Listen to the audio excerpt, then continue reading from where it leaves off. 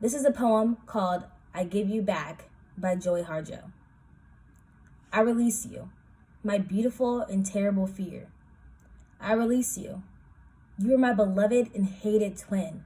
But now, I don't know you as myself. I release you with all the pain I would know at the death of my children. You are not my blood anymore. I give you back to the soldiers who burned down my house, beheaded my children, raped and sodomized my brothers and sisters. I give you back to those who stole the food from our plates when we were starving. I release you, fear, because you hold these scenes in front of me, and I was born with the eyes that can never close. I release you. I release you. I release you. I release you. I'm not afraid to be angry. I'm not afraid to rejoice. I'm not afraid to be black. I'm not afraid to be white. I'm not afraid to be hungry, and I'm not afraid to be full. I'm not afraid to be hated, and I'm not afraid to be loved. To be loved. To be loved. Fear. Oh, you've choked me? But I gave you the leash. You have gutted me? But I gave you the knife. You have devoured me? But I laid myself across the fire. I take myself back, fear. You are not my shadow any longer. I won't hold you in my hands. You can't live in my eyes, my ears, my voice, my belly, or in my heart. My heart. My heart. My heart. But come here, fear. I am alive, and you are so afraid of dying. I chose to pick this poem because I think it has a really deep meaning. I think just even going on the topic of fear alone, it connects to everyone and anyone. Everyone is afraid of something.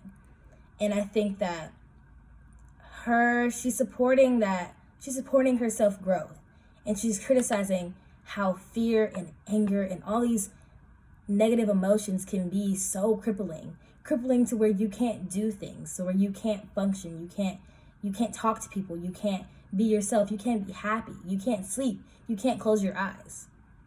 She talks about her eyes. She talks about all these scenes that you hold for me, or they are helping me. I'm struggling with it because I can't close my eyes. You hold these scenes that I can't forget. She can't forget them.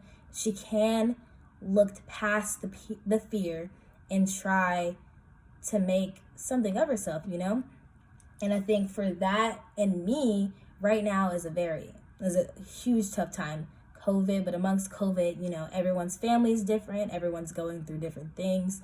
And I think in my sense, I just dealt with a loss in 2020, and I've been going through a fear of a lot of things, multiple things that have made me scared and have scarred me, and just like how she said, things that have scarred her.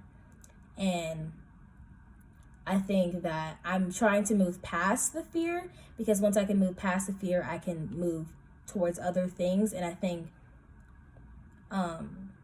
this is why I picked the poem, because it has a lot of give with me emotionally right now, and I want to be able to move past my fears and really just start living for myself and not living behind a shadow of me. And yeah, when it comes to intersectionality, I don't know if this is 100% like completely connected to intersectionality, but I would say that in a sense that for fear, intersectionality, people are afraid to do things just because of the discrimination that they will face and whatnot. And I think you can say, like, her poem could be like, don't let fear get in the way of your motives, get in the way of you. You have to fight it back, and we have to fight intersectionality back, but also the fear of being afraid to speak up for people, being afraid to speak up for yourself, letting things slide that you know are not appropriate, and so on. So yeah, thank you.